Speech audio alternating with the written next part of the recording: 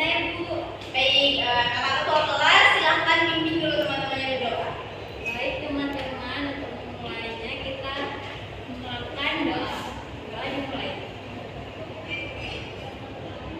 Doa selesai. Nah, baik. Sekretarisnya mana sekretaris? Hari ini ada yang absen nggak? Ada Siapa tuh? satu orang. Kenapa dia absen? Dia lagi ada urus sendiri. Oh, ada suratnya ya? Oke. Nah, jadi kita langsung aja ya masuk ke materi utama yang kalian bawakan pada hari ini. Nah, hari ini masih malas belajar? Masih, Bu. Pasti dari kalian, hampir 100% dari kalian pernah mengalami yang namanya malas belajar. Kira-kira malas belajar itu apa sih? Ada yang tahu nggak malas belajar itu apa? Definisi malas belajar atau perasaan gimana sih yang bikin kalian malas belajar? Ada yang tahu nggak kira-kira? Karena pembelajarannya kurang disukai, tidak menyenangkan. Oke, nggak menyenangkan jadi males gitu. Nah, sebenarnya definisi malas belajar itu pas kamu tahu kalau kamu harus belajar, tapi kamu masih nggak mau gitu. Kamu tahu kamu harus belajar, kamu tahu harus mempelajari hal-hal itu, tapi kamu nantilah, besok lah, nggak penting-penting banget. Tapi padahal kamu tahu kamu harus belajar itu sebenarnya. Nah, ini di sini ada Ibu perlu tampilkan, apakah kelihatan? Kenapa bisa timbul rasa malas belajar? Apa sebabnya? Kalian satu-satu nih pernah malas belajar kan? Coba Kak Wihana dulu. Kamu pernah malas belajar, kira-kira penyebabnya apa?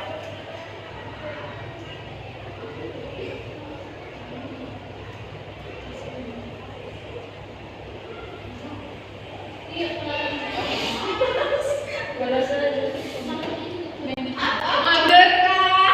Gak suka belajar kah? Pusing lihat buku kah? Atau sering main HP, asik main game, asik scroll TikTok misalnya? Baik Ibu, jadi saya itu sering malas belajar karena keasikan scroll TikTok. Terus pembelajarannya juga kurang disukai dan masih kurang paham juga. Jadi itu yang bisa menyebabkan saya malas untuk belajar. Oke, berarti malas belajar ini penyebabnya itu banyak, beraneka ragam, setiap orang beda-beda. Nah, tapi yang paling banyak ditemukan penyebab malas belajar itu yang pertama adalah asik main HP atau nonton. Nah, tadi udah disebutkan juga kan sama teman kalian, karena kalau dia nggak asik scroll TikTok, nggak asik nonton gitu sampai lupa belajar, atau kadang dia ingin belajar tapi kayak udahlah scroll aja, ngapain belajar gitu kan. Nah, yang kedua ada kurang tidur. Akibat dari keasikan scroll tadi, jadi begadang nih, malamnya begadang, besok paginya bangun nggak sempat sarapan, jadi datang ke sekolah lemes-lemes, jadi belajarnya malas, yang dijelasin guru malah jadi nggak nyantol di otak. Nah, yang ketiga ada nggak tahu mau jadi apa. Di sini ada nggak yang nggak punya cita-cita atau nggak tahu nih mau jadi apa ya aku, ya udahlah jalanin aja dulu gitu. Ada nggak yang nggak punya cita-cita? Udah, bagus, berarti semua punya cita-cita ya. Nah, oke. Tapi ada loh orang yang dia nggak tahu mau jadi apa, dia bingung nih, dia nggak ada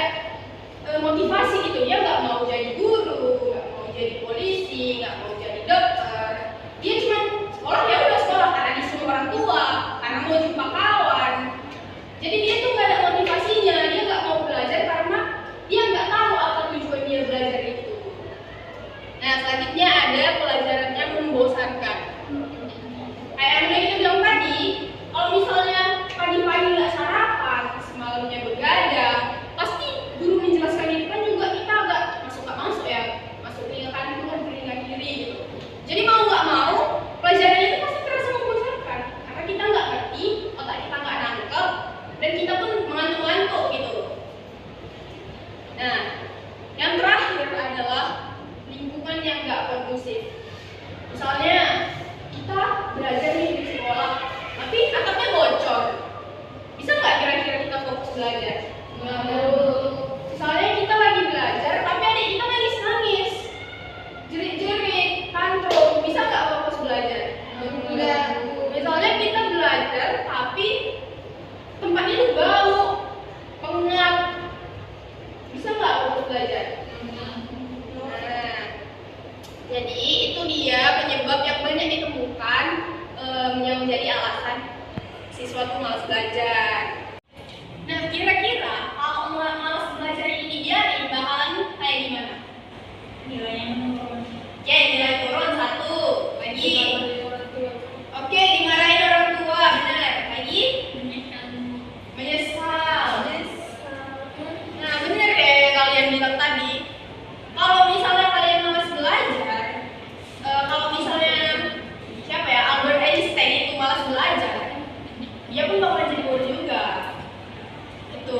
Jadi malas belajar itu udah pasti bikin nilai kita turun. Akibat dari nilai kita turun itu, gurunya pasti kecewa. Kecewa nggak guru kalau misalnya nilai muridnya turun? Kecewa.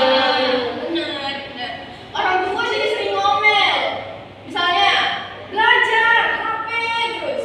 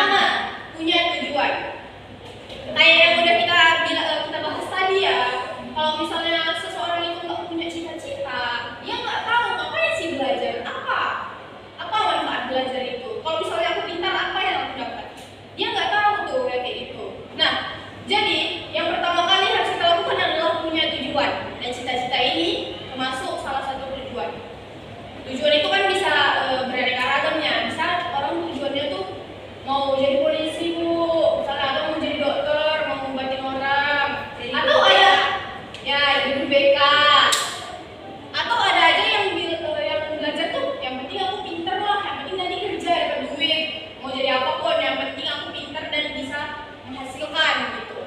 Nah, kamu bisa nulis keinginan kamu itu dalam suatu kertas. Misalnya kita mulai dari jarak dekat dulu nih. Misalnya aku mau semester ini aku naiklah 3 peringkat gitu. Atau kalau misalnya dalam skala besar, aku mau jadi lulusan terbaik tahun ini misalnya. Nah, itu bisa kita tuliskan di kertas gitu. Jadi kalau misalnya kita males, suatu ketika kita males lagi belajar, kita bisa baca di kertas itu. Ternyata aku punya tujuan. Aku punya goals yang harus aku capai dengan cara belajar gitu. Jadi itu bisa jadi motivasi untuk diri kita sendiri kalau misalnya kita lagi minat belajar itu lagi down gitu. Nah, yang kedua ada belajar rutin. Belajar rutin itu nggak harus lama, nggak harus kalian belajar itu sampai 2 jam, 3 jam, les private, segala macam. Belajar itu boleh 15 sampai 30 menit aja di rumah, tapi dilakuin tiap hari. Kecuali misalnya hari Minggu, hari libur gitu. Nah, nggak harus yang kayak baca terus sampai malam begadang belajar terus gitu. Itu otak kita pun capek. Sebenarnya otak kita itu nggak didesain untuk belajar lama-lama atau belajar terus-menerus. Otak kita juga perlu istirahat. Jadi, belajar rutin ini dia harus setiap hari tanpa jeda. Mau nggak mau kamu belajar setiap hari walaupun cuma 15 menit. Nah, yang ketiga ada belajar seru. Belajar seru ini supaya kamu nggak bosan nih, bikin catatan warna-warni, misalnya pakai stabilo atau pensil warna, terus bikin mind map. Biasanya kan kita membaca buku tuh kayak apa sih ini si buku bikin pusing. Kalimatnya kayak nggak paham, nggak ngerti gitu. Kamu bisa bikin mind map. Itu biar materinya itu lebih sesuai sama pola pikir kamu. Misalnya nih, judulnya malas belajar. Kamu bisa bikin apa itu malas belajar, apa penyebabnya, gimana cara mengatasinya, terus apa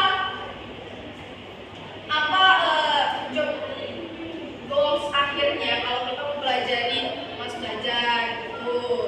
Nah, belajar itu nggak harus dari membaca buku. Kita bisa belajar dari mana-mana pun bisa belajar. Kalian duduk di sini bisa belajar, kalian ngobrol sama temen bisa belajar, kalian nonton video bisa belajar. Jadi kan orang tuh nggak sama ya cara belajarnya. Ada yang baca buku, dia udah pinter. Ada yang harus dijelasin baru dia bisa nangkap. Nah, kalau misalnya nggak ada guru atau orang lain yang bisa menjelaskan, kalian bisa nonton video sebagai alternatif lainnya supaya kalian mengerti apa yang mau dipelajari gitu.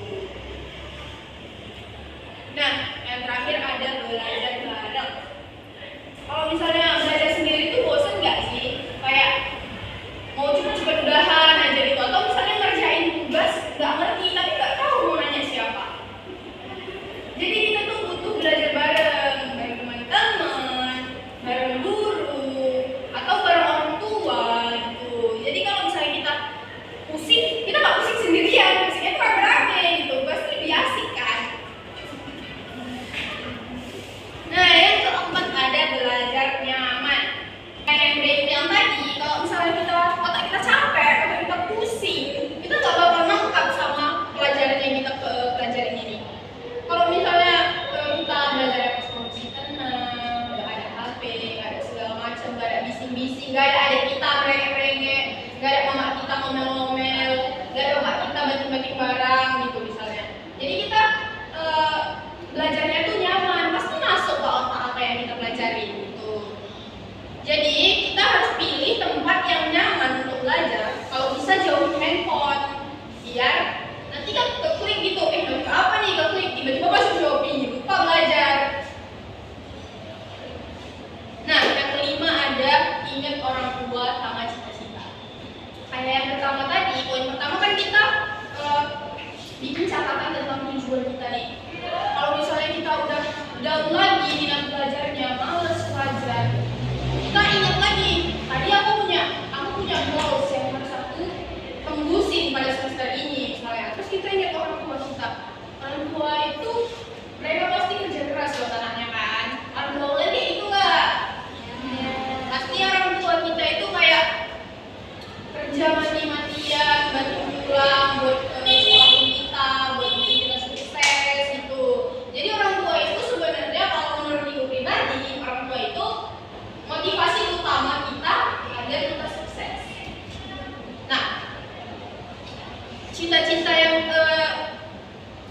kita gambarkan di awal tadi itu nggak bakalan tercapai kalau kita nggak belajar.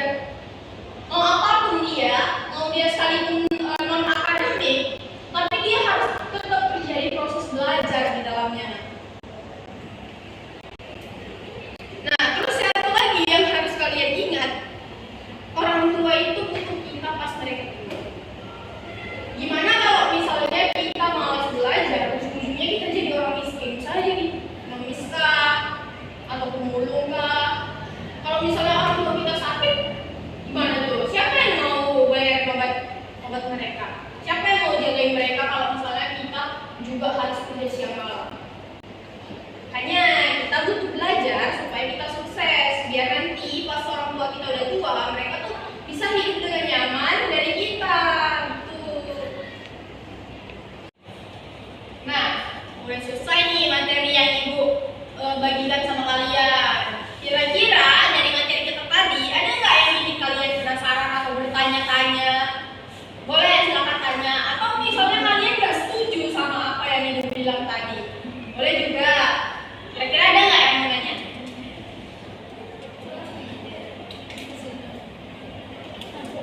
Silakan, Mbak Erin. Kalau pertanyaan aku tadi kan Ibu bilang kalau kita belajar apa sih konflik yang akan terjadi, maksudnya kayak apa sih dampak yang mungkin akan terjadi. Tadi Ibu bilang kalau malas belajar itu salah satunya cita-citanya itu nggak tercapai. Nah, belajar kan karena tadi ada salah satu juga Ibu bilang kalau belajar kita nilainya tinggi gitu kan, pasti dapat masuklah ke universitas. Tapi kalau seandainya kita nggak malas belajar, pasti kan kita cita-cita nggak tercapai. Padahal kita tahu maksudnya belajar akademik aja nggak sih? Akademik cuma akademik doang harus, atau kan Ibu bilang kalau kita nggak belajar cita-cita kita nggak tercapai. Kenapa itu? Nah, tadi kan udah yang disinggung ya. Sebenarnya belajar itu nggak cuma akademik aja. Kita ngobrol, kita bisa dapat pelajaran. Kita jalan di depan trotoar itu, kita bisa dapat pelajaran. Misalnya kita jalan nih di jalanan, terus kita lihat ada pengemis, misalnya. Terus kita dapat pelajaran, apa yang kita dapat? Jadi kita mikir, kalau aku nggak sampai sekolah, kalau misalnya aku nggak gimana ya, membangkitkan passionku, kalau misalnya aku males-malesan terus, mungkin aku bakalan kayak gitu. Itu pelajaran, dan itu non akademik. Nah, terus kalau misalnya contohnya lagi nih, kita pergi entah kemana-mana, terus kita lihat orang panen sawah, kita jadi tahu kan gimana cara motong sawah, gimana sawah yang udah matang, yang belum. Itu ilmu, itu belajar. Jadi semua yang kita jalani di dunia ini, kita itu harus belajar dulu. Jadi belajar itu nggak cuma akademik, gitu Erin. Oke, masih ada yang ingin bertanya? Oke, berarti sudah paham semua ya. Kalau misalnya Ibu tanya, kalian bisa nggak ini jawab? Oke, bisa berarti ya. Nah, jadi di sini Ibu mau kalian boleh bagi dulu ke 2 kelompok ya. Ini berarti 4 orang nih, pas. Kamu bisa maju aja ke depan Bang, biar sekelompok. Kakak juga ya, boleh maju ke depan.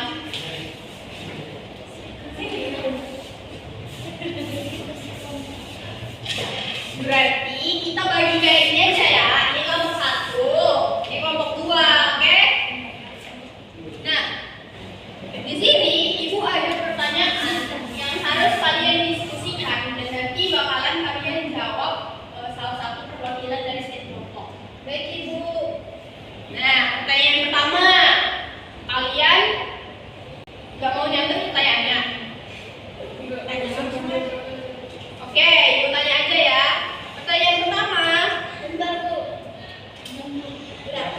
Oke, pertanyaan pertama, apa saja ilmu yang kalian dapatkan? Apa aja yang kalian mengerti atau yang masuk ke otak kalian yang tadi udah dijelaskan?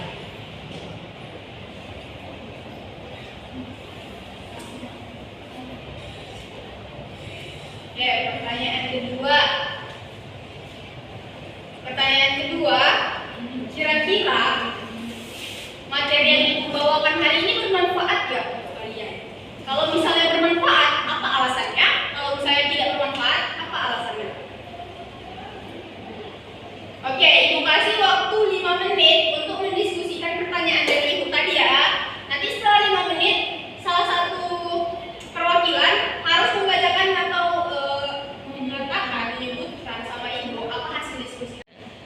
Oke, udah 5 menit ya. Jadi udah pada siap? Oke. Kita mulai dari kelompok 1 atau kelompok 2 dulu nih? Kelompok 1. Oke, silakan Kak, perwakilan dari kelompok 1. Baiklah, dari jawaban dari kami sekelompok tadi kan ibu bilang bahwa apa sih yang ada yang tersimpan mungkin di otak kami dari apa yang ibu jelaskan gitu. Jadi malas belajar ini adalah suatu hal yang sering terjadi dalam kehidupan kita. Tapi kan kalau di malas belajar itu pasti banyak itu apanya konfliknya yang mungkin masalah yang akan menjadi masalah bagi kita dalam menghambat cita-cita kita, dalam nilai kita, terus dalam proses belajar kita gimana gitu, dan kedepannya kita seperti apa gitu. Dan untuk orang tua kita juga untuk itu perlu bagi kita untuk mengatasinya, seperti contoh menciptakan lingkungan belajar yang nyaman, mengajak teman untuk mau belajar, memberikan kesadaran bagi diri kita sendiri.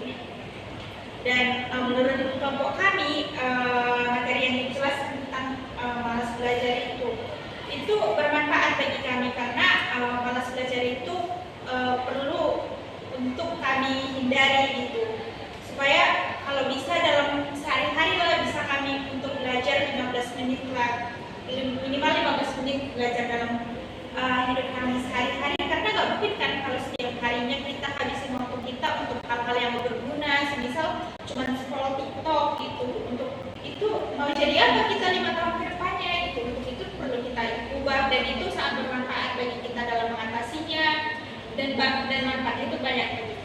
Sekian. Baik, give applause dulu untuk kelompok 1. Nah, kelompok 2 pada siap? Halo kelompok 2. Kata aja dulu. Sudah. Oke. Silakan perwakilan kelompok 2. Baik, saya perwakilan dari kelompok 2 ingin menjelaskan tentang diskusi kelompok kami mengenai pertanyaan yang telah ibu tadi. Yang pertama itu, apa saja yang kalian pahami dari pemaparan yang telah ibu sampaikan? Nah, menurut kelompok kami dari kelompok 2, pada materi yang ibu sampaikan, ibu kan tadi menjelaskan tentang malas belajar. Nah, kami belajar ibu itu sudah menjelaskan tentang ada pengertian, penyebab, dan cara mengatasi rasa malas belajar. Nah, kami mengetahui bahwa dari pemaparan ibu itu kami bisa menyimpulkan bahwa rasa malas belajar itu dapat disebabkan oleh berbagai faktor, baik itu bisa jadi itu dari dalam diri, seperti mungkin karena kurangnya motivasi atau rasa bosan pada materi pembelajaran, atau tidak percaya diri, maupun dari luar diri, atau faktor eksternal itu mungkin dari lingkungan yang tidak mendukung, baik dari keluarga maupun teman sepergaulan. Nah, kemudian pertanyaan yang kedua, kira-kira apakah materi ini bermanfaat dan apa alasannya? Nah, menurut kami kelompok 2, materi yang telah ibu sampaikan itu cukup sangat bermanfaat bagi kami.